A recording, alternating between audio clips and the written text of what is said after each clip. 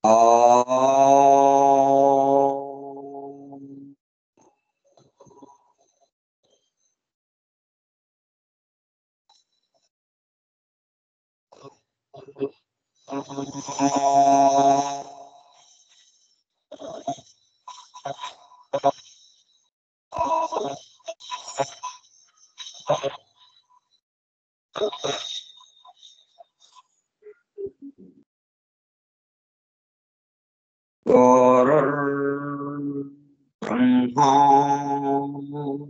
गुरुर्विष्णुः गुरुर्देवो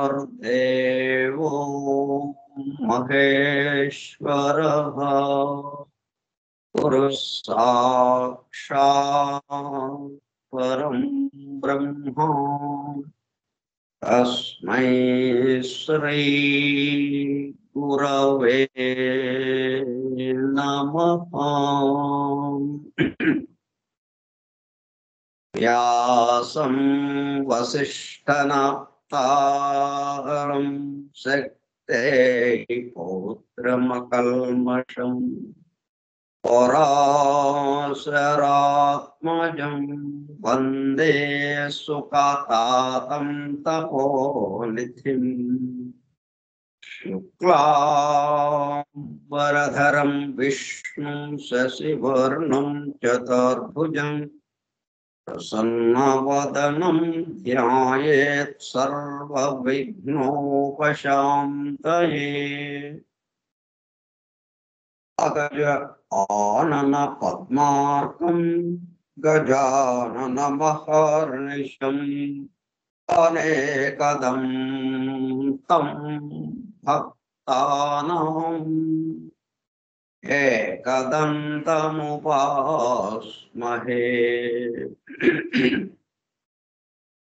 वक्रतुण्डमहाकाय कोटिसूर्यसमप्रभा निर्विघ्नं कुरु मे देव सर्वकार्येषु सर्वदा।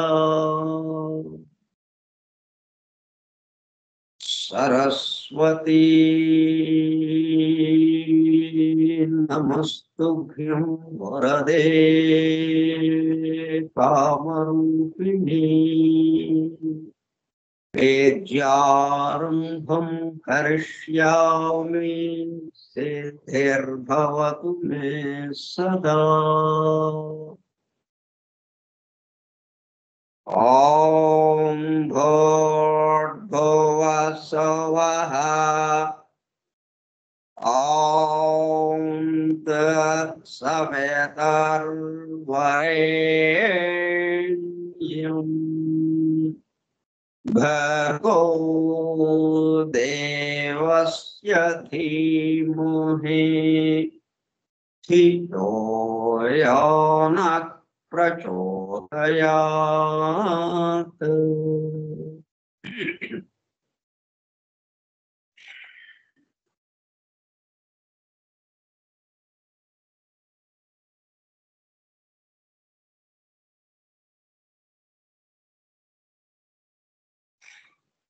Vasudev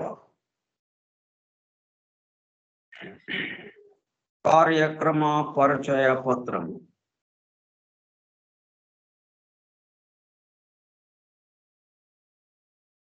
forum for truth seekers, సత్యాన్వేషకుల బృందము. పరమ గురువులు హెలెనా పెట్రోవనా బ్లవెట్స్కీ ద్వారా సమస్త మానవాళి ఆధ్యాత్మిక అభివృద్ధి పరిపూర్ణతల కొరకు అందించిన మ్యాగ్నమ్ ఓపస్ పరమాద్భుత దివ్య గ్రంథము ద సీక్రెట్ డాక్ట్రిన్, రహస్య సత్య సూత్రం. వాల్యూమ్ 1 కాస్మోజెనసిస్, ప్రథమ సంపుటము బ్రహ్మాండోత్పత్తి క్రమం. Part 1 Cosmic Evolution in 7 stanzas from the book of Dhyan. ప్రథమ భాగము ధ్యాన గ్రంథంలోని 7 స్టాంజాస్ లో వివరింపబడిన బ్రహ్మాండ పరిణామం. గ్రంథ పఠనము, అధ్యయనము, అవగాహన, ఆత్మదర్శనము కార్యక్రమము. 196వ పాఠము 8/10/2024 మంగళవారము సాయంత్రం 4:30 గంటలు. The secret doctrine Skype group లో సుదూర ప్రాంతాలలో ఎవరింట్లో వారు హాయిగా విశ్రాంతి తీసుకుంటూ ఏకకాలంలో ఒకేసారి ఏమి చేస్తున్నాము, వింటున్నాము. ఏమి వింటున్నాము? శాస్త్ర సాంకేతిక రంగంలో ఎంతో వేగముగా పురోగమిస్తున్న ప్రస్తుత కాలంలోని మానవాళి అదే వేగంతో ఆధ్యాత్మిక రంగంలో కూడా పురోగమించుటకు వీలుగా ప్రపంచంలోని అన్ని జాతుల మతముల పవిత్ర గ్రంథములలో పొడుపు కథల రూపంలో అర్థం అయి అవనట్లుగా ఉన్న సృష్టి రహస్యములను, సృష్టి అమరిక కూర్పును బహిర్గతం చేసి వాళ్ళకి అందించి ప్రతి అవగాహన ద్వారా ఆత్మదర్శనము పొందుట దివ్య ప్రణాళిక అమలు పరచబడుటకు పరమ గురువులు మేడం హెలెనా పెట్రోవనా బ్లవెట్స్కీ ద్వారా అత్యద్భుతంగా అందించిన ద సీక్రెట్ డాక్ట్రిన్ గ్రంథంలో బాహాటముగా ఇవ్వబడిన అతి నిగూఢములైన సృష్టి రహస్యములు, వాటి మూలము, గ్రంథ హృదయమును చేరు పద్ధతులు తెలుసుకోవాలనే తీవ్ర ఇచ్ఛతో, తపనతో సత్యాన్వేషణలో భాగముగా ఎన్నో నిగూఢ విషయములను మరింత లోతుగా తెలుసుకుంటూ సత్యమును చేరు ప్రయత్నంలో మనమందరము ఇక్కడ చేరాము. దానితో పాటు ఆధునిక విజ్ఞానము యొక్క దృష్టి పథము నుండి తప్పిపోయిన తత్వ దర్శన అన్వేషణలో అనగా సత్యాన్వేషణ కొరకు కూడా ఈ గ్రంథము దగ్గరకు వచ్చాము. The true student of the secret doctrine is a జ్ఞాన యోగి అని మేడం బ్లవెట్స్కీ తన చివరి రోజులలో అన్న మాటలను నిజం చేయటానికి మనమందరము జ్ఞాన యోగిగా అవుటకు కూడా ఇక్కడ చేరాము. గత 2 సంవత్సరముల 8 నెలల కాలం పాటు ద సీక్రెట్ డాక్ట్రిన్ గురించి తెలుసుకోవడానికి ప్రయత్నించిన మనము ప్రస్తుతము ఇక్కడ చేరి ద సీక్రెట్ డాక్ట్రిన్ ను తెలుసుకుంటూ ఆపై సమస్త విశ్వముగా రూపుదాల్చిన ద సీక్రెట్ డాక్ట్రిన్ యందు ప్రవేశించి ద సీక్రెట్ డాక్ట్రిన్ గా స్వస్థితి యందు మేల్కొంచుటకు చేస్తున్న చిరు ప్రయత్నమే ఈ కార్యక్రమం. మొత్తం ఈ 4 దశలలో లేకపోతే 4 స్టెప్స్,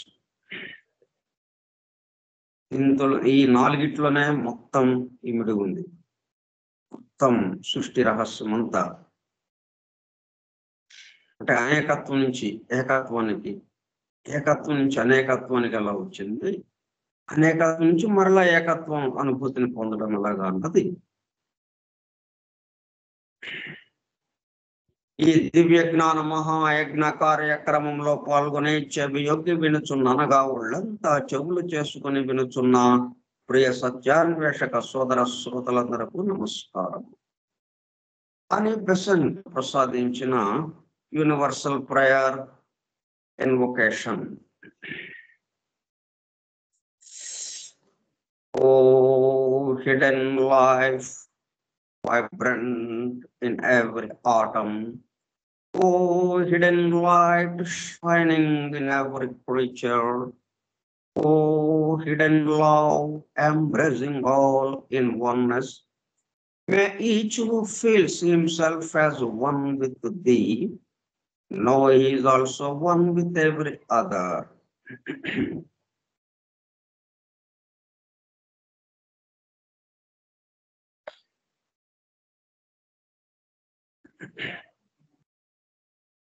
ఇక్కడ అధ్యయనం ఎలా సాగుతుంది అంటే, ఎక్కడైనా మనం స్కూల్లో, కాలేజీలో ఇంజనీరింగ్, మెడిసిన్ ఇలాగ చదువుతాం. అక్కడ నుంచి దానికి సంబంధించి ఇక పని చేయటానికి ఈ బాహ్య ప్రపంచంలోకి వస్తాం. ఈ విశాల ప్రపంచంలో కలుగు పెడతాం. నేర్చుకున్నది అక్కడ నేర్చుకున్నది ఇక్కడ విశాల ప్రపంచంలో చేయటానికి అనుకుగా వస్తాము. అట్లాగే విషయాలు తెలుసుకోవడం, గురువు దగ్గర తెలుసుకోవడం ఆశ్రమాల్లో. ఆ తర్వాత దానికి సంబంధించి సాధన చేయటం, ధ్యానము, ఇంకా అనేక రకాల పద్ధతుల ద్వారా దాన్ని సాధన చేస్తూ, అది దేనికోసం అయితే చెప్పారో ఆ సిద్ధిని పొందటం అనేది అట్లా జరుగుతుంది. అంటే 2 అంచెలుగా, 2 దశలుగా, ముందు నేర్చుకోవడం, తర్వాత దాన్ని సాధన చేయటం. మనది నేర్చుకోవటం, సాధన అన్నది లేకుండానే నేర్చుకోవడంలోనే సిద్ధి పొందటం, నేర్చుకోవటం ద్వారానే సిద్ధి పొందటం అన్న పద్ధతిలో మన అధ్యయనం సాగుతుంది. అంటే విన్నంత మాత్రాన, చెప్పుకుంటున్నంత మాత్రాన, ఉచ్చరించినంత మాత్రాన ఆ అక్షరాల్లో ఉన్నటువంటి, ఆ పదాల్లో, ఆ వాక్యాల్లో ఉన్నటువంటి అద్భుతమైన, గర్భీకృతమైనటువంటి ఆ శక్తి బయలుపడలేదు. అదే సమయంలో దానికి సంబంధించి మనలో మేల్కొని, దాని పట్ల మనం మేల్కొంచి, అంటే ఈ అధ్యాయం ఎలా సాగుతుంది? ఒక్కొక్క విషయము వినడము, మేల్కొంచటం, వినడము, మేల్కొంచటం. ఇప్పుడేమైంది? అవగాహన, ఆత్మదర్శనం సాగుతుంది మనకి.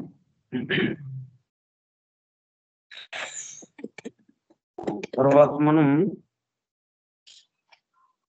నోబెల్ ప్రైజు, నోబెల్ అంటే అనేక రంగాల్లో విశిష్టమైనటువంటి పరిశోధనలు చేసినందుకు గాను నోబెల్ బహుమతిని ప్రసాదిస్తూ ఉంటారు ప్రతి సంవత్సరం.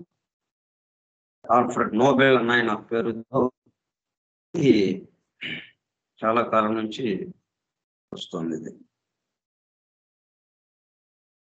ఈ సంవత్సరం మనకి నోబెల్ ప్రైజ్ వచ్చిన వాళ్ళు రవీంద్రనాథ్ ఠాగూర్, కవిత్వానికి సంబంధించి ఆయనకి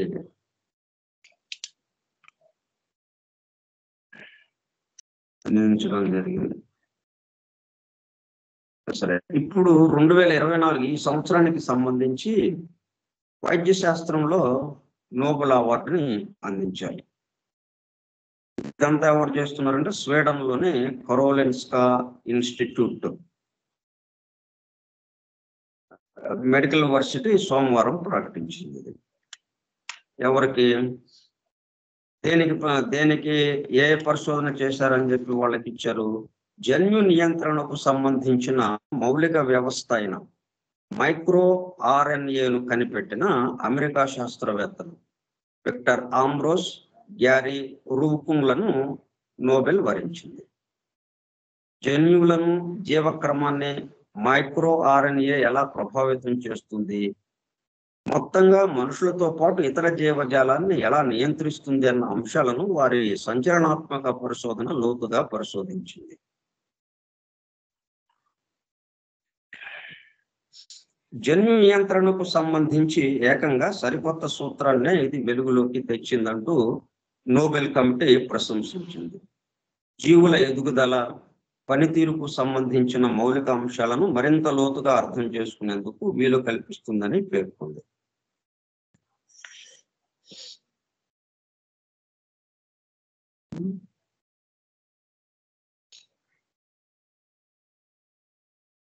ఇది ఎందుకు మనం చెప్పుకోవాల్సి వచ్చిందంటే, వీళ్ళు ఎట్లా పరిశోధన చేస్తున్నారు? ఒక పరిపాలక వ్యవస్థ ఉంది. ఒక పరిపాలక వ్యవస్థ దేశం మొత్తానికి సంబంధించి రాష్ట్రపతి మొదలుకొని కింద పంచాయతీ ఆఫీసులోని ఒక వాచ్మెన్ వరకు అద్భుతమైనటువంటి ఎన్నో అంచెలుగా ఉన్నటువంటి పరిపాలక వ్యవస్థ ఉంది. ఇది దేశం మొత్తాన్ని, దేశంలో ఉన్న జీవులకి, దేశంలో ఉన్న ప్రజలకి సంబంధించి అనేక సౌకర్యాలు కల్పిస్తూ, దేశాన్ని సంరక్షిస్తూ, ఇతర దేశాల దాడి నుంచి దాడి జరగకుండా ఉండేటట్టుగా, ఇక్కడ ఉన్నటువంటి జలం, నదులు, వీటికి సంబంధించి చక్కగా ఉపయోగించుకుంటుంది. సంపదని, అటవీ సంపదని కానీ ఈ ప్రకృతి సంపదని అందరికీ సమంగా పంచేటట్టుగా చేస్తూ అంతా ఒక వ్యవస్థ ఉంది మనకి. ఈ వ్యవస్థ ఎలాగ ఉంది అని తెలుసుకోవడానికి రెండు వైపుల నుంచి మనము పరిశోధన మొదలెట్టవచ్చు. ముందు పంచాయతీ ఆఫీస్ దగ్గర ఉన్నటువంటి వాచ్మెన్ దగ్గర మొదలుపెట్టి, పంచాయతీ ఆఫీస్ దాన్ని నియంత్రించేవాడు ఈ కొన్ని పంచాయతీలు కలిపి ఒక మండలం, ఆ మండలాధికారి ఈ పంచాయతీల్ని నియంత్రిస్తూ ఉంటాడు. ఈ మండలాలు, ఇటువంటి మండలాలు కొన్ని ఉంటాయి. ఆ మండలాలన్నిటినీ జిల్లాధికారి, ఇటువంటి జిల్లాలు ఎన్నో ఉంటాయి.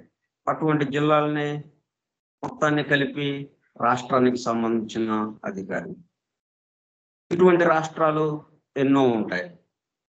ఆ రాష్ట్రాలన్నిటికీ కలిపి కేంద్రంలో ఉన్నటువంటి అధికారి, మొత్తం కలిపిన అధికారి. ఇట్లా అంచెలంచెలుగా ఇలాగా వెళ్తుంటే ఒక్కొక్కటి మనకి తెలుస్తూ ఉంటుంది. ఇట్లాగా మనం ముందేమనుకున్నాం, పంచాయతీ మెయిన్ అనుకున్నాం, ఇదే ఫైనల్ అనుకున్నాం. ఇంకోటి ఉందండి, దీన్ని నియంత్రించేది ఇంకోటి ఉంది అని అప్పుడు మండలం దగ్గరికి వెళ్ళాం. మండలమే ఫైనల్ అనుకున్నాం. కాదు కాదు, జిల్లా ఉంది. ఇట్లా కొన్ని మండలాలని కలిపి ఒక జిల్లా అధికారి ఒకరు దీన్ని నియంత్రిస్తున్నారు. ఆ జిల్లా అధికార యంత్రాంగం దీన్ని నియంత్రిస్తుంది అన్నది అర్థమైంది మనకి. అట్లాగా అని అదే ఫైనల్ కదని మళ్ళా తెలిసి ఇంకొంచెం అలా వెళుతూ ఉంటే, ఒక్కొక్క మెట్టు ఎక్కుతూ ఉంటే, ఒక్కొక్క నిచ్చిన మెట్టు చివరికి రాష్ట్రపతి దగ్గర ఆగాం. ఇది ఒక వరుస. ఇంకొక వరుస ఏంటి, రాష్ట్రపతి నుంచి మొదలుపెట్టి రాష్ట్రపతికి ఈ మొత్తానికి ఆధారమైనటువంటి రాజ్యాంగం. రాజ్యాంగం ఏంటి, ఒక ప్లాన్ లాంటిది. ఈ సృష్టి కూడా అదే పద్ధతిలో మనం అక్కడి నుంచి రాష్ట్రపతి దగ్గర నుంచి దిగువచ్చు, అలాగా తీసుకురావటం. ఇప్పుడున్న వాచ్మెన్ ఎవరు, రాష్ట్రపతి వాచ్మెన్ గా రూపాంతరం చెందాడు. రాష్ట్రపతి ఒక్కడే అక్కడ కూర్చుని మొత్తాన్ని పరిపాలిస్తున్నాడు అంటాం కాదు, మొత్తం వ్యాపించి ఉన్నాడు. రాష్ట్రపతి అనేవాడు దేశం మొత్తాన్ని వ్యాపించి ఉన్నాడు. దేశంలో అంగుళం మనం కూర్చున్న చోట ఇది ఎక్కడదండి, దేశానికి సంబంధించిన ఇదే కదా. మరి మనం కూర్చున్నది వేరే, ఇంకా అవతల నుంచి అలాగ మొదలవుతుందని లేదు. మొత్తం మనం భారతదేశం అని ఏదైతే చెప్తున్నామో అదంతా కలిపి రాష్ట్రపతి. దేశం మొత్తాన్ని ఆవరించి ఉన్నాడు ఆయన, రాష్ట్రపతి అన్నాడు. మిగతా అన్నిటి చోట్ల ఆయనే రకరకాల రూపాలు తీసుకుంటూ రకరకాలుగా రూపాంతరం చెందుతూ ఇక్కడ ఉన్నారు. ఇది దేనికి చక్కగా సరిపోతుంది? సృష్టికి సరిపోతుంది. సృష్టి యొక్క ప్రణాళిక, దివ్య ప్రణాళిక. ఈ సృష్టి వ్యక్తం అవ్వడం, సృష్టి స్థితికి ఇది ఎట్లాగా సృష్టి స్థితి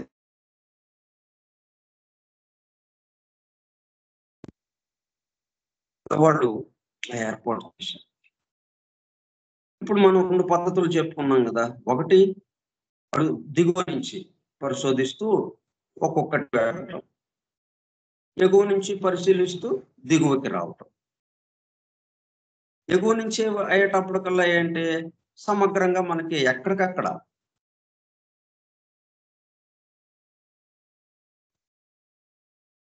దిగువ నుంచి అనేటప్పటికల్లా కొంచెం అది విప్పరినట్టుగా ఉంటుంది. మనం దాని పట్ల మేలు కాంచినట్టుగా ఉంటుంది. పరిమితం నుంచి అపరిమితానికి, అది అపరిమితం నుంచి పరిమితానికి. దాంట్లో ఏంటిక మొత్తం ఇలాగా మారుతూ ఉంది అన్న భావన మనకి, అంటే ఏకత్వ భావనకి అది చక్కగా సరిపోతుంది. హైయెస్ట్ నుంచి లోయెస్ట్ కి రావడం. ఇప్పుడు మన సైంటిస్టులు చేస్తున్న పరిశోధనలు ఏంటి, లోయెస్ట్ నుంచి మన దేహాన్ని తీసుకున్నారు. దేహంలో ఎలా పనిచేస్తుంది. ఒకప్పుడు ఈ రక్తము అన్న దాని గురించిన పరిశోధనే లేదు. రక్తం ఎట్లాగా పనిచేస్తుంది, దేహ వ్యవస్థ ఎలా పనిచేస్తుంది, జీర్ణ వ్యవస్థ ఎలాగ పనిచేస్తుంది, వీటికి సంబంధించిన సమాచారం లేదు. క్రమక్రమంగా వాటిని జాగ్రత్తగా కొన్ని పరికరాలు కనిపెట్టి ఆ పరికరాల ద్వారా దాన్ని తీసుకుంటూ అలా నెమ్మదిగా వాటి గురించిన విశేషాలు తెలుసుకుంటూ అట్లా నెమ్మదిగా ముందుకు వెళుతూ ఉన్నారు.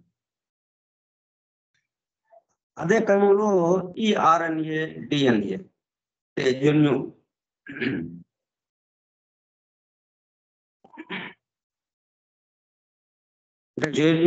జన్యు వ్యవస్థకి సంబంధించి ఇదంతా ఎలాగ పనులు జరుగుతున్నాయి అన్నదానికి, ఈ జన్యువు ఎక్కడి నుంచి వస్తుంది, మళ్ళీ తండ్రి తల్లి వాళ్ళ దగ్గర నుంచి అలాగ వస్తూ ఇక్కడ ఏర్పాటు జరుగుతుంది. ఇక్కడ దేహంలో ఏది జరగాలన్నా ఆరోగ్య స్థితి కానీ అనారోగ్య స్థితి కానీ అదంతా ఈ జన్యువుల అమరిక మీద, ఈ జన్యు పోగుల యొక్క అమరిక మీద, డిఎన్ఏ పోగుల అమరిక మీద ఆధారపడింది. ఇవి నియంత్రిస్తూ ఉంటాయి అని చెప్పి నెమ్మదిగా వస్తున్నారు. మరి అవి ఎందుకు అట్లాగా ప్రవర్తిస్తున్నాయి? మరి అనారోగ్యం కలిగేటట్టుగా ఎందుకు ప్రవర్తిస్తున్నది? అది ఇక ఈ ప్రశ్నకి క్రమక్రమంగా మరలా రాబోయే కాలంలో, రాబోయే ఒక 50-100 సంవత్సరాలకి 6వ మూల జాతి వచ్చేటప్పుడు కల్లా 5వ మూల జాతి యొక్క 6వ ఉపజాతి 7వ ఉపజాతి కూడా అయిపోయి 6వ మూల జాతి వచ్చేటప్పటికి ఇప్పుడు కొంత అవగాహన వస్తుంది. ఈ మొత్తం లా ఆఫ్ కర్మ, అంటే ఈ మొత్తాన్ని నడిపేది లా ఆఫ్ కర్మ అని, ఈ మౌలిక తత్వ దివ్య ధర్మాలు, వాటి ద్వారా ఇదంతా నడుస్తుంది అన్నది తెలుస్తుంది. తర్వాత క్రియ ప్రతిక్రియ, ఆ క్రియ ప్రతిక్రియ మనల్ని మరొక పనికి పురికొల్పుతోంది. ఈ జన్యువులు ఆ విధంగా అనారోగ్య స్థితిని కలిగించడానికి కారణం మనం అంతకుముందు చేసినటువంటి క్రియల యొక్క ప్రతిక్రియ. ఆ ప్రతిక్రియను అనుసరించి ఆ జన్యువులు ఆ పద్ధతిలో వాటికి ఆదేశాలు ఇస్తూ దేహ వ్యవస్థను నడిపిస్తూ ఉంది. దాంతో ఆయా శరీర భాగాలు రోగగ్రస్తం అవుతున్నాయి. ఎందుకంటే ఆ బాధను అనుభవించడానికి వీలుగా.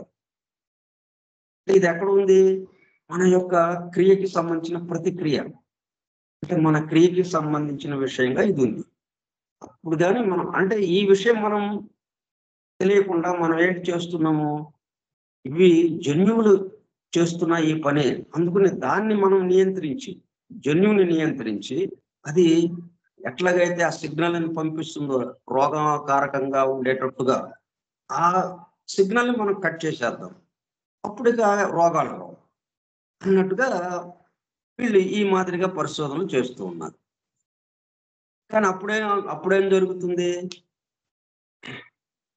ఇంకా ప్రమాదకరమైన విషయంగా మరింత పెద్ద వ్యాధితో ఇంకా వేరే దారిలో వేరే దారి వెతుక్కున్న జంతువు మరి అక్కడి నుంచి ఒత్తిడి వస్తుంది, పైనుంచి ఒత్తిడి. ఆ ప్రతిక్రియ మన క్రియ యొక్క ప్రతిక్రియ ఒత్తిడి దాన్ని ఏం చేస్తుంది, ఇంకో వైపుకి వెళ్తుంది. మనం వరద నీరుని ఆపుదామని చూసాం, అడ్డుకట్ట వేసాం. అడ్డుకట్ట వేస్తే అదేం చేస్తుంది, పక్క దారికి వెళ్ళిపోతుంది. ఇంకో దారి ఎత్తుక్కుంటుంది, అది ఎత్తుక్కుని అటు వెళ్ళిపోతుంది. అది అట్లాగా ఇదేం చేస్తుంది, అప్పుడు ఇంకొక రూట్ లో వచ్చేసి ఇంకా అతి భయంకరమైన వ్యాధుల్ని తీసుకురావడానికి అవకాశం అవుతుంది. వీళ్ళ పరిశోధన ద్వారా ఏమవుతుంది, మరింత భయంకరమైన వ్యాధులు రావడానికి అవకాశం వచ్చేటట్టుగా అంటే సగం సగం పరిశోధన చేయటం వల్ల ఇక్కడ వ్యవస్థ ఉంది. ఆ వ్యవస్థ మండల ఆఫీసులో ఒకడు ఉన్నాడు, ఆ మండలాధికారి. వాణ్ణి సరి చేస్తే మనం అంత బాగుంటుందండి అని అంటున్నాం. ఎట్లా ఉంటుంది, మండలాధికారి వాడు సొంతగా చేయట్లేదు. మండలాధికారికి పైనుంచి ఆదేశాలు వస్తున్నాయి, జిల్లాధికారి నుంచి. కాబట్టి మనం ఏం చేయాలి, జిల్లాధికారిని పట్టుకోవాలి. మరి జిల్లాధికారి వాడు సొంతంగా చేస్తున్నాడా, వాడు చేయటం లేదు. వాడికి రాష్ట్రానికి సంబంధించిన అధికారం ఉంది. వాడు అట్లా ఎవరికి వాళ్ళకి చూస్తే వాడు ఎవరు సొంతంగా చేయటం లేదు. ఆ పైనుంచి వచ్చిన ఒత్తిడికి అనుగుణంగా వీళ్ళు ఆదేశాలు కిందకి జారీ చేస్తున్నారు. దానికి అనుగుణంగా కింద పనులన్నీ జరుగుతున్నాయి. భౌతికంగా ఆ పనులు వ్యక్తమై అది రోగగ్రస్తం కావాలి. ఆ శరీర భాగం అంటే రోగగ్రస్తం అవుతుంది. ఆ బాధని అనుభవించాలి కాబట్టి ప్రతిక్రియకి సంబంధించి అది ఎవరిది, ఆ ప్రతిక్రియ మన క్రియకి సంబంధించిన ప్రతిక్రియ. ఈ దేహాత్మ ఎవరైతే ఉన్నారో వాడు చేసిన దానికి వాడేంటి, నా కోసం నేను నాది అనే పద్ధతిలో వాడు చేశాడు. కాబట్టి ఇట్లా ఈ విధమైనటువంటి విశ్లేషణ లేకపోవడంతో ఈ పరిశోధనలు ఇలాగా సాగుతున్నాయి.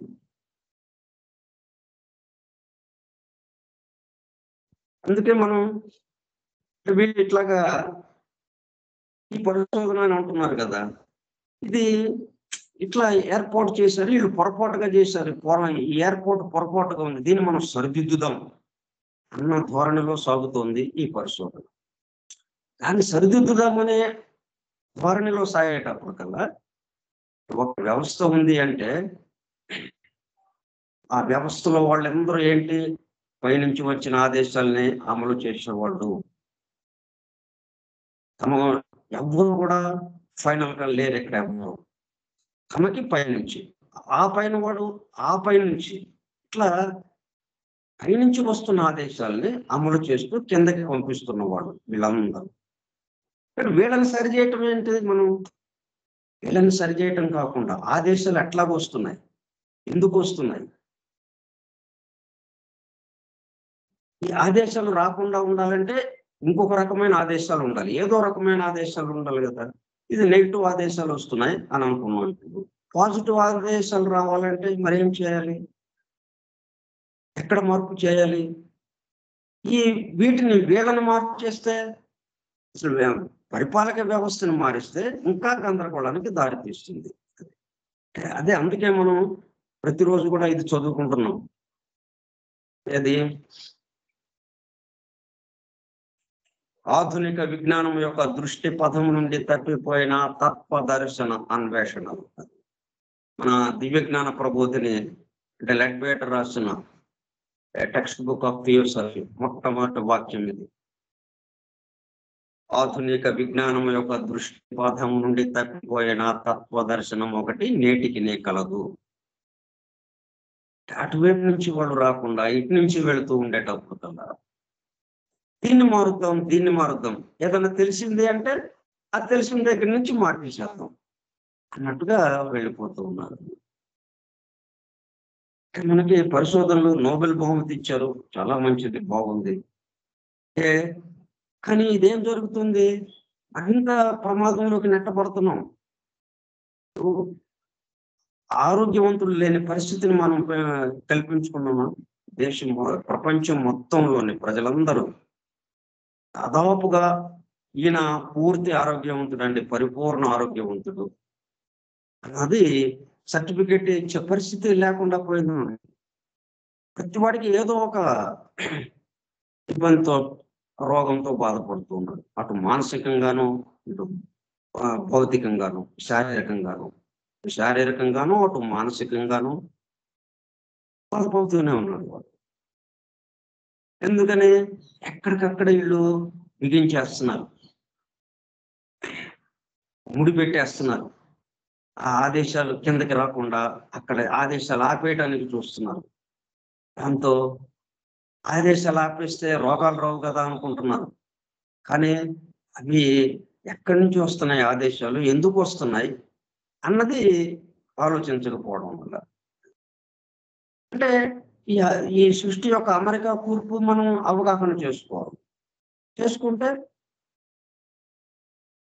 చాలా స్పష్టంగా, చక్కగా మనం నా కోసం చేస్తున్నాం కాబట్టి పని యొక్క ఫలితం క్రియ చేసిన క్రియ అంటే ప్రతిక్రియ తప్పనిసరిగా అక్కడ నిలబడుతుంది. ఆ ప్రతిక్రియకు సంబంధించి ఇవన్నీ పని చేస్తూ ఉన్నాయి. పరిపాలక వ్యవస్థ అంతా, దేహ వ్యవస్థ అంతా ఎట్లా పనిచేస్తుంది? ప్రతిక్రియకి సంబంధించి పనిచేస్తుంది. కాబట్టి ఆ క్రియలు ఎలాగా చేయాలి? క్రియలు చేసే విధానం మనం మార్చుకుంటే ఆటోమేటిక్గా ఆదేశాలు, పైనుంచి వచ్చే ఆదేశాలు మారిపోతాయి, పాజిటివ్గా వెళ్ళిపోతాయి. అప్పుడు ఆరోగ్యకరమైనటువంటి, పరిపూర్ణ ఆరోగ్యంతో ఉన్నటువంటి, పరిపూర్ణమైనటువంటి అణువులతో ఉన్నటువంటి దేహ భాగం అక్కడ నిలబడుతుంది. వీళ్ళకి ఉపయోగపడతారు. ఎవరైతే ఈ రోగకారక సంబంధించి ఆ శరీర భాగం రోగగ్రస్తం కావటానికి ఏ జన్యువులు, ఏ ఆర్ఎన్ఏ, ఏ డిఎన్ఏ సంబంధించి ఆదేశాలు వస్తున్నాయో, ఏది కారణమని అనుకుంటున్నామో మనం, వాళ్ళే దీన్ని పాజిటివ్ గా వాటికి ఆదేశాలు అందితే ఆ పాజిటివ్ ఆదేశాలు వాళ్ళు కిందకి పంపిస్తారు. అద్భుతంగా ఉంటుంది దేహం, పరిపూర్ణ ఆరోగ్యంతో. అలాగా మనం ఆలోచించడం లేదు. అది దానికోసమే సీక్రెట్ డాక్టర్ వచ్చింది. నెమ్మదిగా ఇట్లా ఈ ఆలోచనలు ఈ విధంగా మనం స్పేస్ లోకి పంపిస్తుంటే మన అధ్యయనం ద్వారా క్రమక్రమంగా మార్పు రావడానికి అవకాశం ఉంది. వాళ్ళు కూడా సైంటిస్టులు ఇట్లా ఏదైతే మనం తప్పిపోయిన తత్వ దర్శనం, ఒకటి ఆధునిక విజ్ఞానం యొక్క దృష్టి పథము నుండి తప్పిపోయిన తత్వ దర్శనం ఏదైతే ఉందో దాన్ని కోరుకోవడానికి ప్రయత్నం చేస్తారు. ఆ తత్వ దర్శనం వైపు నుంచి ఈ మొత్తాన్ని పరిశీలిస్తే చక్కటిగా ఉంటుందో, మొత్తం ప్రశాంతమైన స్థితిలోకి మానవాళిని తీసుకురావడానికి వాళ్ళు ఎంతో శ్రమ పడుతున్నారు. దీనికి మానవాళి రోగాలు లేకుండా సుఖ సంతోషాలతో హాయిగా జీవించాలి అనేది వాళ్ళ ప్రయత్నం. కానీ ఏమవుతుంది, మరింత చిక్కుముడిలకి అవకాశం ఏర్పడుతుంది, కానీ మరింత పెద్ద రోగాలు రావడానికి అవకాశం ఏర్పడుతుంది. కానీ ఏమాత్రం సుఖశాంతులతో ఆ పూర్తి ఆరోగ్యంతో జీవించే పరిస్థితి కనబడటం లేదు వీళ్ళ యొక్క పరిశోధన ద్వారా. ఎందుకంటే ఆ తప్పిపోయిన తత్వ దర్శనం, ఆ తత్వ దర్శనం ద్వారా ఇటేకొస్తే అద్భుతంగా మనం చూసుకోవచ్చు. మనం అంకెలకు సంబంధించి అంటే సంఖ్యాత్మకముగాను, రూపాత్మకముగాను, వర్ణాత్మకముగాను, శబ్దాత్మకముగాను, ఇట్లా 4 రకాలు ప్రారంభం. ఇట్లా మనం అటువైపు నుంచి వస్తున్నాం. మొత్తాన్ని నియంత్రించేది అంకెలు మొత్తాన్ని నియంత్రిస్తున్నది.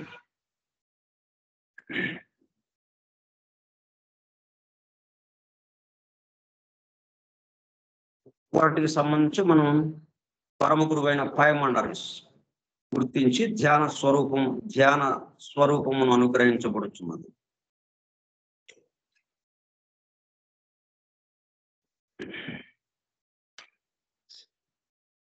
The great grand geometrician of the universe ఒక ఆయన ఉన్నారు.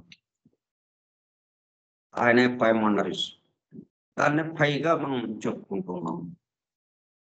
వ్యాసం వృత్తానికి వ్యాసార్థానికి ఉన్న నిష్పత్తి.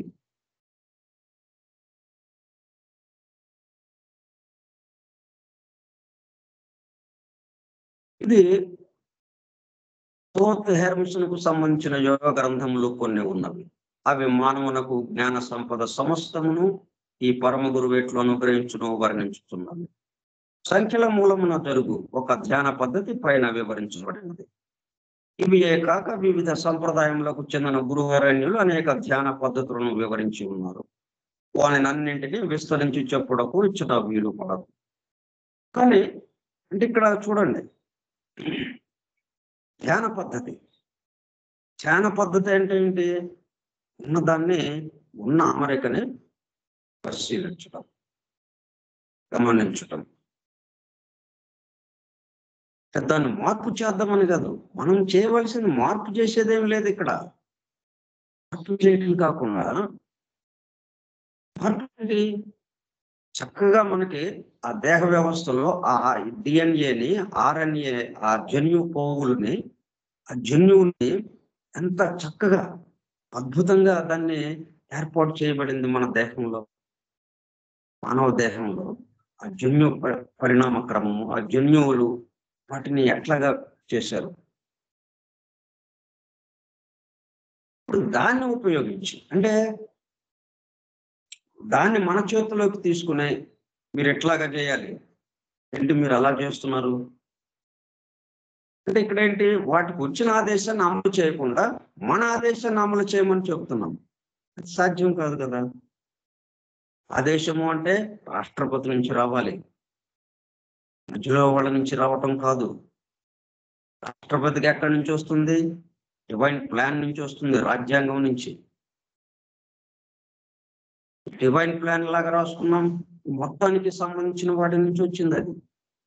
ఈ దేశం మొత్తానికి సంబంధించి ఎవరైతే ఆలోచించారో, దేశం మొత్తాన్ని ఒక వ్యవస్థగా ఎట్లయితే చూశారో, అది ఎలాగా ఉండాలి అన్న దానికి ఒక ప్రణాళిక వేసుకుంది. ఆ ప్రణాళికే రాజ్యాంగం. ఆ ప్రణాళిక ప్రకారం రాష్ట్రపతి పనిచేస్తూ ఉంటాడు. అక్కడి నుంచి వస్తుంటాయి ఆదేశాలు. వాటిని అమలు చేయడమే చిట్ట చివరి వాచ్మెన్ వర్క్. పంచాయతీ ఆఫీసులోనే, పంచాయతీ కార్యాలయంలోనే వాచ్మెన్ వర్క్. కాబట్టి వాళ్ళ కర్తవ్యాలు వాళ్ళు చేసేటట్టుగానే ఉండాలి మనం. కానీ కర్తవ్యము ఇప్పటి వరకు ఏంటి, ఆ నెగిటివ్ వస్తుంది పైనుంచి. ఆ నెగిటివ్ది పాజిటివ్గా ఎలాగా రావాలి అంటే అది ఆ నెగిటివ్ ఎందుకు వస్తుంది? క్రియ ప్రతిక్రియ అని ఇట్లా ఈ మనకి ఈ సృష్టి కన్నా ముందు ఉన్నటువంటి మౌలిక తత్వ దివ్య ధర్మాలు అవి ఎట్లాగా డాక్టర్స్ గా పనిచేస్తున్నాయో వీటి వివరం అంటే అవగాహన, ఉన్న దాని పట్ల అవగాహన, ఉన్న ఏర్పాటు పట్ల, ఉన్న అమరిక పట్ల అవగాహన. ఉన్న ఏర్పాటుని, అమరికని చక్కగా చూశారు వాళ్ళు. ఎంతో గొప్ప పని చేశారు వాళ్ళు. ఆ జన్యువుల యొక్క అమరికని, కూర్పుని దగ్గరికి వెళ్ళి చూశారు వాళ్ళు. కానీ ఏమైంది ఇక్కడ, దాన్ని మార్చాలని బుద్ధి పుట్టింది. అమెరికా కూర్పు తెలిసినప్పుడు దాన్ని మార్చాలి అనేటప్పటికల్లా అది డిస్టర్బెన్స్ అయిపోతుంది. అంటే మధ్యలో నుంచి ఆ పైకి ఈ కిందకి కనెక్షన్ కట్ అయిపోతుంది. ఎంత ప్రమాదకరమైన విషయం అది. ఇక్కడ ఏంటి, ధ్యాన పద్ధతి అనగానే ఒకటి ఆ మూడు అంకెలు, మూడు త్రిపుటిగా, మూడే సంఖ్యలు ఒక్కొక్క సమూహంగా మనకి ఎట్లాగైతే ఇచ్చారో 1, 5, 7 అని వాటి ఆకారం మీద నొటేషన్, న్యూమరేషన్ అని మనకి 2 ఉన్నాయి.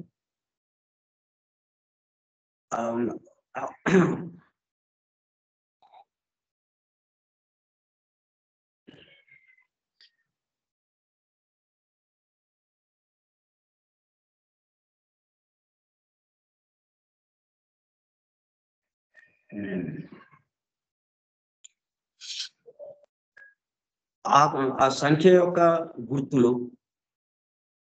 గుర్తులుగా మనం సంఖ్యని వేసుకోవటం. 1 అంటే ఇలా వేసుకోవాలి, 5 అంటే ఇలా వేసుకోవాలి, 7 అంటే దానికి ఒక గుర్తుగా మనం పెట్టుకుని ఆ సంఖ్యను అలాగా వ్రాస్తున్నాం. Numeration, notation.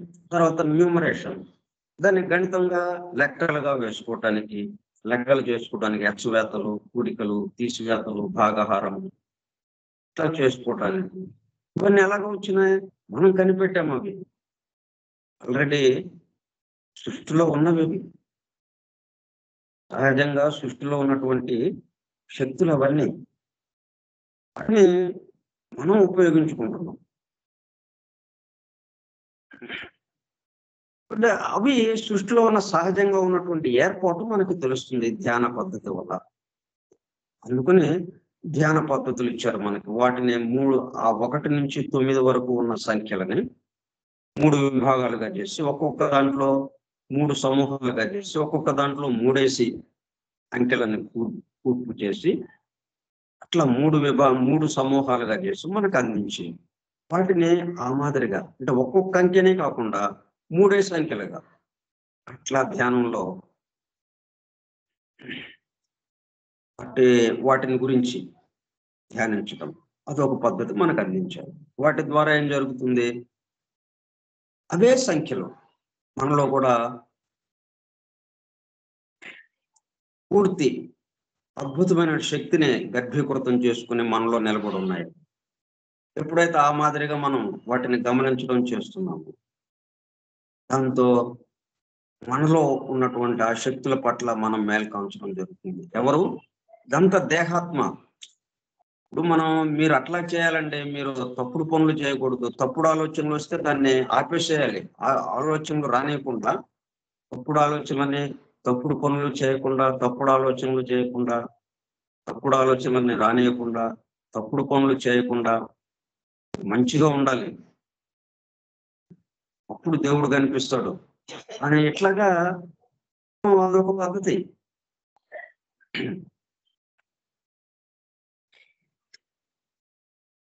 అట్లా కాకుండా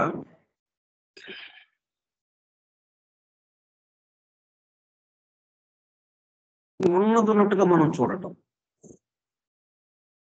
అవి ఎట్లాగా అమరిక చేయబడింది, కూర్పు చేయబడింది. అది ఎప్పుడు వస్తుంది? మనం దాన్ని గమనిస్తూ ఉంటే వస్తుంది. అందులో ధ్యాన పద్ధతులు ఇచ్చారు మనకు. వివిధ సంప్రదాయములకు చెందిన గురువరేణ్యులు అనేక ధ్యాన పద్ధతులను వివరించి ఉన్నారు.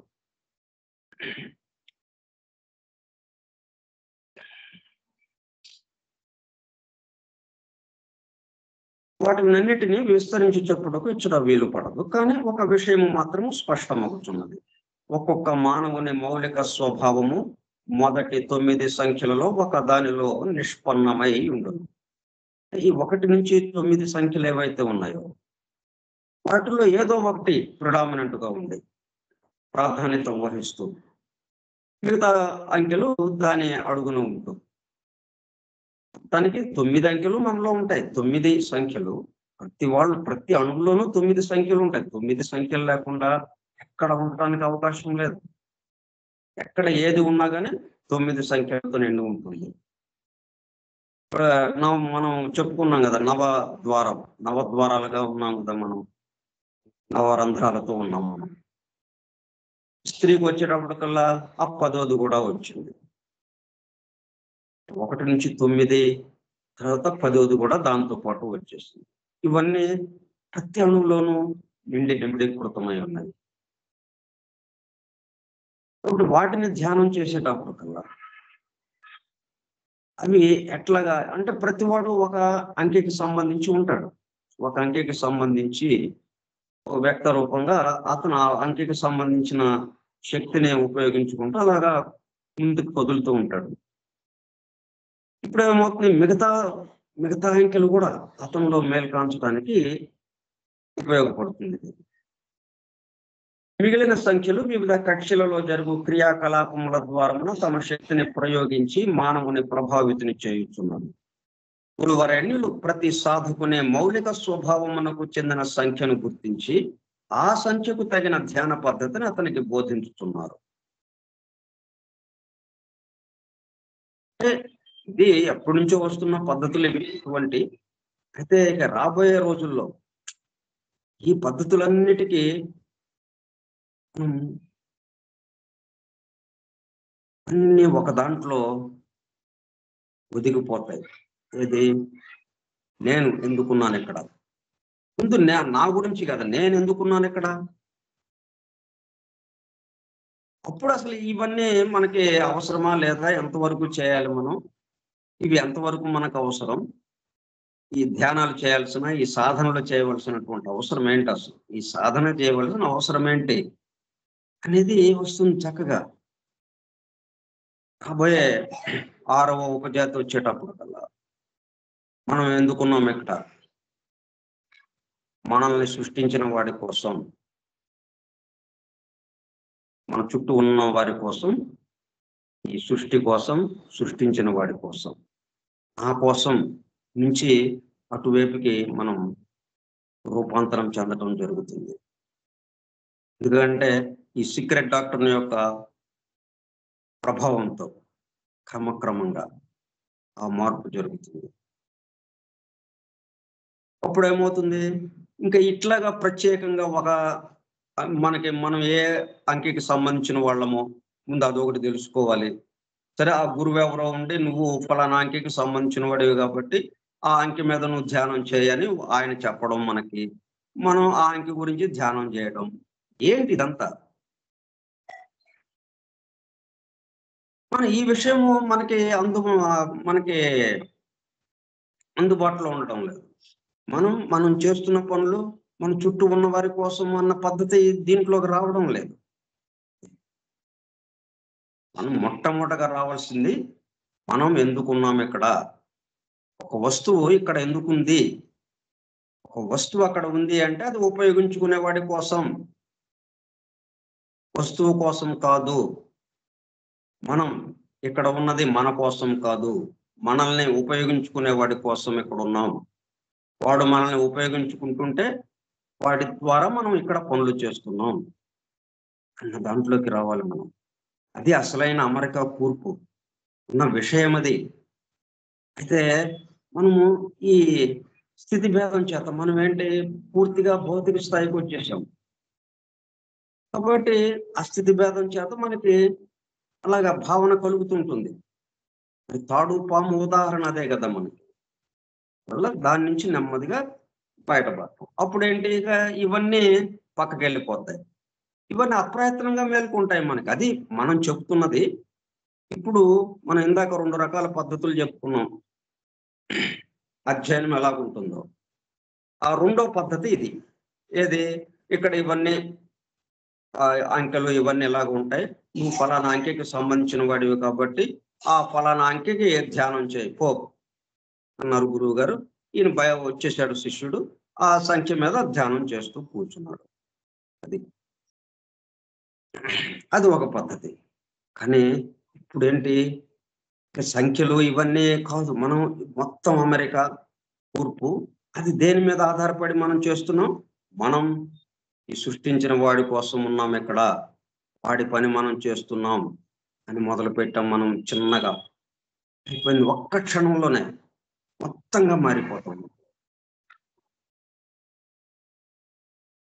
ఆ క్షణంలోనే మనం ఈ సమస్త విశ్వానికి సంబంధించిన పరివ్యాప్తం అయిపోతాం. విశ్వానికి సంబంధించి పరిపూర్ణుడుగా మారిపోతాం.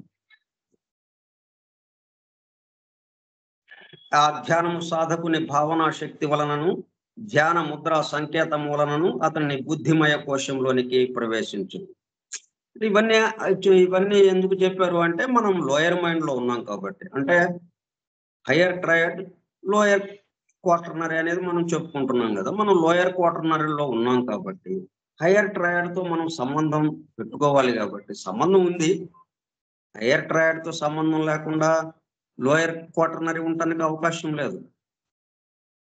కాకపోతే మనం లేదనుకుంటున్నాం కాబట్టి దాంతో మనం సంబంధం పెట్టుకోవాలి. హయ్యర్ ట్రయడ్ తో అంటే బుద్ధి, ఆత్మ, బుద్ధి, మన హయ్యర్ మైండ్, బుద్ధి, ఆత్మ వాటితో సంబంధం పెట్టుకోవాలి మనం అన్నట్టుగా మనం చేస్తూ ఉన్నాం కాబట్టి ఈ ధ్యానం ఎటువైపు తీసుకెళ్తుంది? బుద్ధి వైపుకి తీసుకువెళ్తుంది. హయ్యర్ మైండ్ తర్వాత బుద్ధి ఆత్మలకేసి తీసుకెళ్తూ ఉంటుంది. అప్పుడేమవుతుంది? అతని బుద్ధిమయ కోశంలోనికి ప్రవేశించు. అప్పుడు బుద్ధి నిర్మలాంతఃకరణ రూపమెత్తును.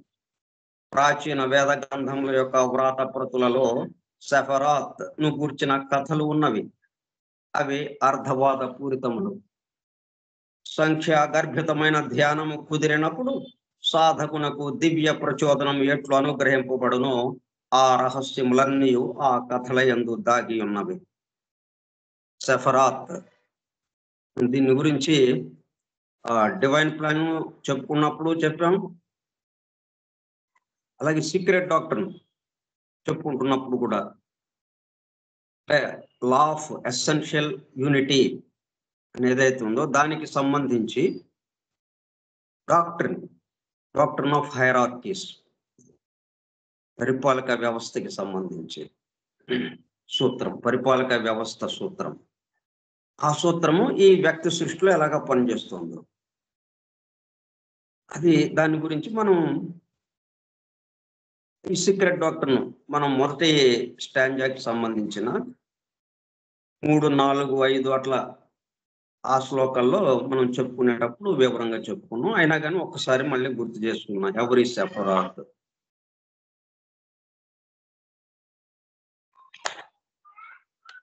ఎందుకంటే ఇది అర్థం చేసుకుంటే మనం అప్పుడు ఆ తప్పిపోయిన తత్వ దర్శనం, ఆధునిక విజ్ఞానం యొక్క దృష్టి పథము నుండి తప్పిపోయిన తత్వ దర్శనం మనకు అందుబాటులోకి వస్తుంది. ఆ తత్వ దర్శనం లేకుండానే వీళ్ళ పరిశోధన సాగుతూ ఉంది.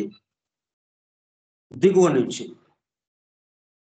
నుంచి సాగేటప్పుడు కల్లా ఎక్కడికక్కడ మనం సరి చేద్దామని, మనం వేలు పెడదామనే భావన కలుగుతుంది.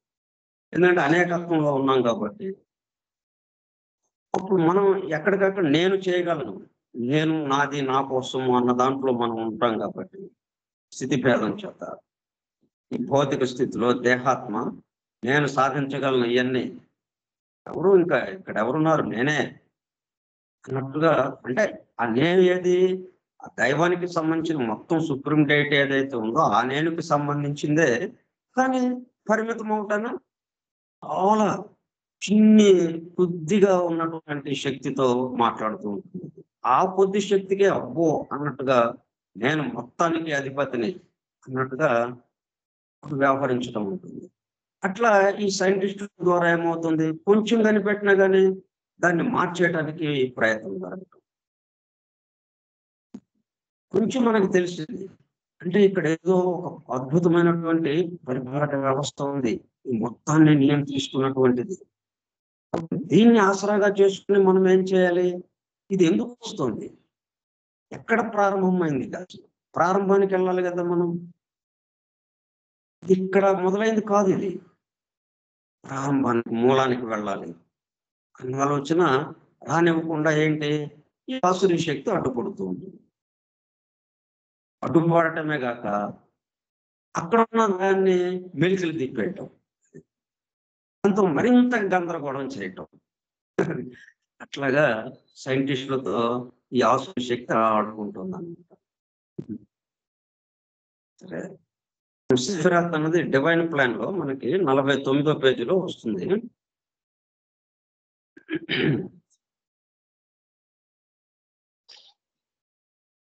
The Kabbalistic hierarchy, the Sephiroth. In the Kabbalah, the manifestation of the 1 and 9, 1, 9, equaling 10,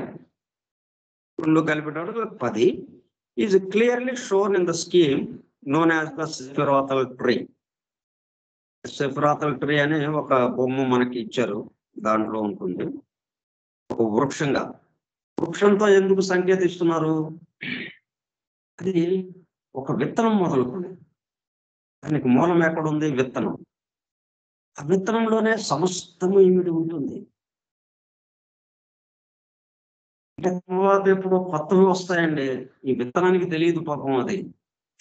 ఆ తర్వాత వచ్చే ఆ మార్పులు గాని, ఆ వృక్షానికి సంబంధించినటువంటి ఆ కొమ్మలు, రెమ్మలు, ఎన్ని ఆకులుండాలో, ఎన్ని ఫలాలు దానికి రావాలో, ఆ ఫలాల యొక్క రుచి ఎలా ఉండాలో, అవి ఈ విత్తనానికి తెలియదండి అన్నట్టుగా మనం చెప్పుకోవడం జరుగుతుంది.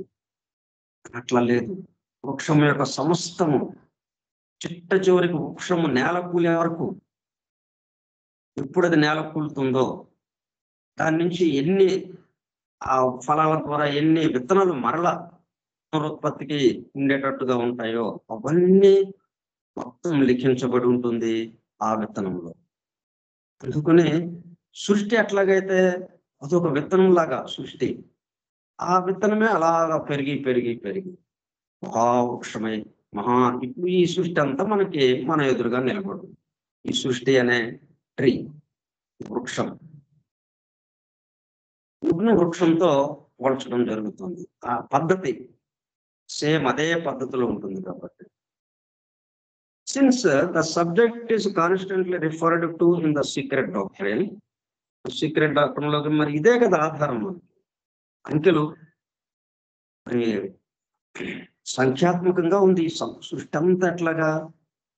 ఆ కీబోర్డ్ లో ఎన్ని ఉన్నాయి? ఆకల్ట్ కీబోర్డ్ లో 4 మీటర్లు ఉన్నాయి. ఆ 4 మీటర్లు ఒకటి సంఖ్యలు. సంఖ్యాత్మకంగా మొత్తం నిండి ఉన్నది సృష్టి అంతా. అది ఆ విషయాలన్నిటిని సీక్రెట్ డాక్టర్ లో చెప్పబడింది. అయితే అట్లాగా although the theme is not elaborated there. అయితే సీక్రెట్ డాక్టర్ లో మనకి అందించినప్పుడు దాన్ని విడిగా తీసి ఇది ఇట్లాగా ఇది ఇట్లాగానే వివరించడానికి సాధ్యపడదు కాబట్టి దాని గురించి చెబుతూ వెళ్తుంటే దాన్ని వివరించడం మళ్ళీ వేరే ఎవరైనా తీసుకోవాలి. ఈ డివైన్ జాఫ్రీ బార్బరక ఆ విషయాన్ని తీసుకుని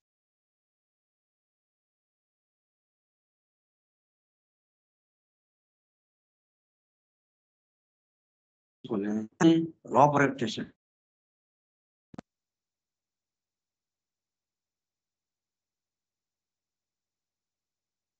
ఏ ఏ మూల ధర్మాలకి అది చెందిందో ఆ మూల ధర్మము డివైన్ ప్లాన్ మీదుగా ఏ సూత్రం ఆధారంగా ఈ వ్యక్తి సృష్టిలో పనిచేస్తుందో అంత వివరంగా మనకు అందించాడు. ఇంత వివరంగా మనకి సీక్రెట్ డాక్టర్ లో అందుబాటులో ఉండదు.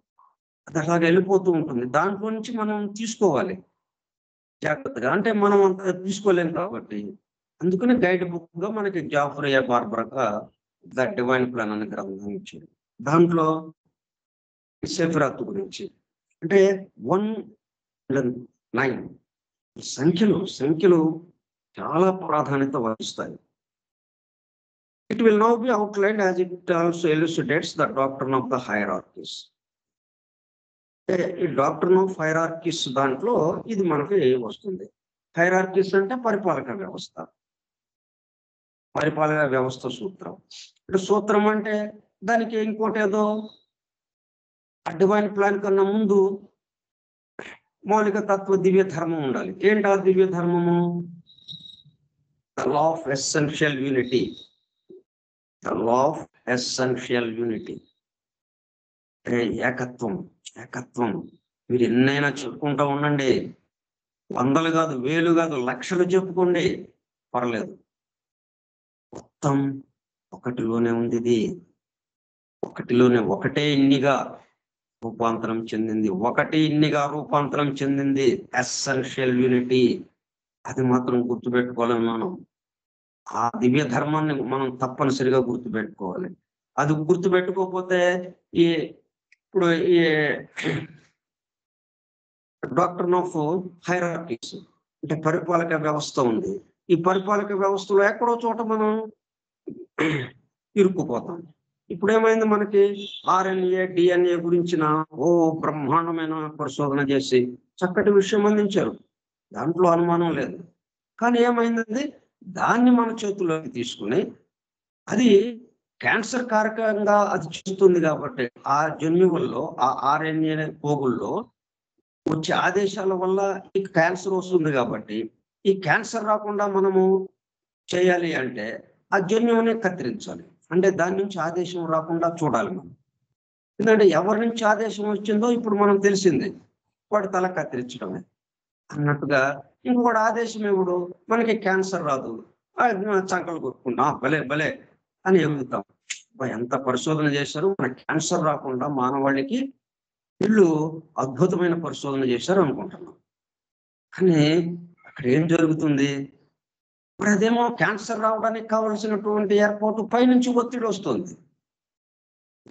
వీడు ఏ జన్యువు అయితే ఆదేశం ఇవ్వడం వల్ల ఇక్కడ క్యాన్సర్ వస్తుందని అనుకుంటున్నాడు సైంటిస్టు, వాడు తనకి తనుగా ఆదేశం ఇవ్వడం లేదు, వాడికి పైనుంచి వచ్చిన ఒత్తిడిని అనుసరించి ఆదేశం ఇచ్చాడు. పైనుంచి వాడికి ఆదేశం వచ్చింది, ఆ ఆదేశాన్ని అమలు చేశాడు వాడు, అంతే. ఇక్కడ ఏమైంది, మరి అమలు చేసిన వాడిని మనం కట్ చేసేస్తున్నాం. మరి అది ఊరుకుంటుందా? ఆ పైనుంచి ఆదేశము అది అలాగ ఒత్తిడి పెరుగుతుంది. ఇప్పుడు ఇక్కడ ఆదేశం అమలు చేయబట్టలేదు, వెంటనే అమలు చేయకపోతే ఒత్తిడి పెరుగుతుంది, ఇంకా పెద్దదవుతుంది. అది పెద్దదై ఇంకా ఎటువైపుకి దారి ఉంది. ఇటు నుంచి ఆ క్యాన్సర్ బదులు ఇంకొక పేరుతో మనకి అద్భుతమైన పెద్ద వ్యాధి వచ్చేస్తుంది జీవితాంతం. ఇప్పుడు ఎట్లాగైతే డయాబెటీస్ వచ్చేసింది, బీపీ వచ్చేసింది, హై బీపీ, అలాగే లో బీపీ, లేకపోతే డయాబెటీస్, ఇట్లాగా జీవితాంతం వ్యాధులు అయిపోయినాయి.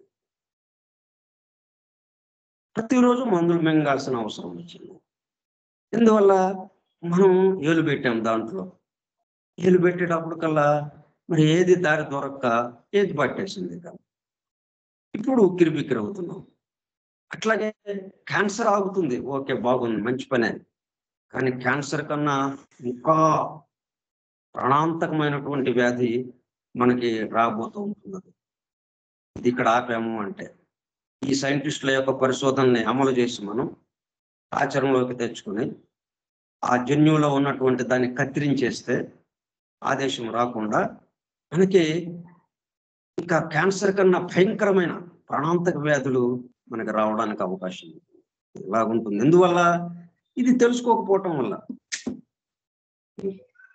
డాక్టర్ ఆఫ్ హైరార్కీస్, పరిపాలక వ్యవస్థ ఎలాగుందో దీనికి సంబంధించిన మౌలిక తత్వ దివ్య ధర్మం, లా ఆఫ్ ఎసెన్షియల్ యూనిటీ, పైనుంచి కింద వరకు ఒకటే.